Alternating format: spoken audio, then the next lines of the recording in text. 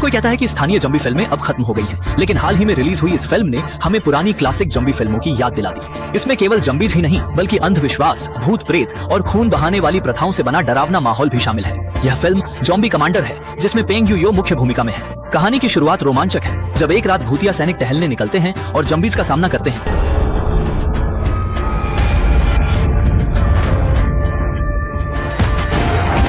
भूतों की भाषा और संकेत ज़ॉम्बीज के लिए अज्ञात थे, इसलिए बिना बात समझे झगड़ा शुरू हो जाता है।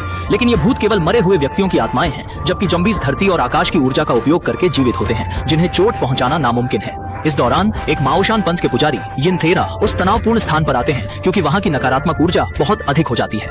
वे अपने शिष्य च्यूशेंग के साथ वहाँ पहुँचते हैं। यिनतेरा ने योजना बनाई कि जब भूत और ज़ॉम्बीज एक दूसरे को हराकर कमजोर हो जाएं, तब वे हमला करेंगे। लेकिन जैसे ही वे पहुँचते हैं, भूत भयभीत होकर पहले ही भाग जाते हैं। हाँ बिल्कुल,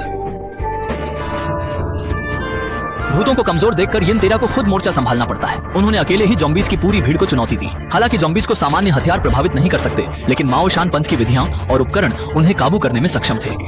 इसलिए यिनतेरा अकेले ही उन ज़ॉम्बीज को खदेड़ने में सफल हो जाते हैं। लेकिन यह समस्या नई नहीं थी। पिछले कुछ महीनों में कई ज़ॉम्बीज के हमले हुए थे। इस समस्या को सुलझाने और अफवाहों को खत्म करने के लिए चाओझोउ के गवर्नर श्री सदारेन यिनतेरा को बुलाते हैं। यिनतेरा सभी को पीछे के आंगन में ले जाते हैं और उन्हें बताते हैं कि भूतों को लाना एक गहरी साजिश है।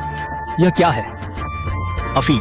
यिनतेरा के अनुसार कोई 5 भूतों की नकारात्मक शक्तियों का इस्तेमाल करके उन्हें अफीम लाने के लिए मजबूर कर रहा है, जबकि इस साजिश के मुख्य अपराधी की पहचान जांच के जरिए की जा सकती है। प्रशासन के पास ज़ॉम्बीज को संभालने की कोई व्यवस्था नहीं है। अंततः यिनतेरा पर ही भरोसा करना पड़ता है। इस बीच गवर्नर की बेटी शी जेनजियांग, जो ज़ॉम्बीज को लेकर अत्यधिक उत्साहित है, यिनतेरा के साथ जाने की जिद करती है और ज़ॉम्बीज की गतिविधियों का नक्शा बनाने में मदद करती है। इस नक्शे के आधार पर उन्होंने अपनी कोशिशों को फेंगमैन नामक गाँव पर केंद्रित किया। लेकिन जब वे गांव में पहुंचते हैं तो पूरी जगह को सुनसान पाते हैं। वे सोचते हैं कि रात वहीं रुककर अगले दिन जांच करेंगे, पर आधी रात को उनका सामना सच में ज़ॉम्बीज से हो जाता है।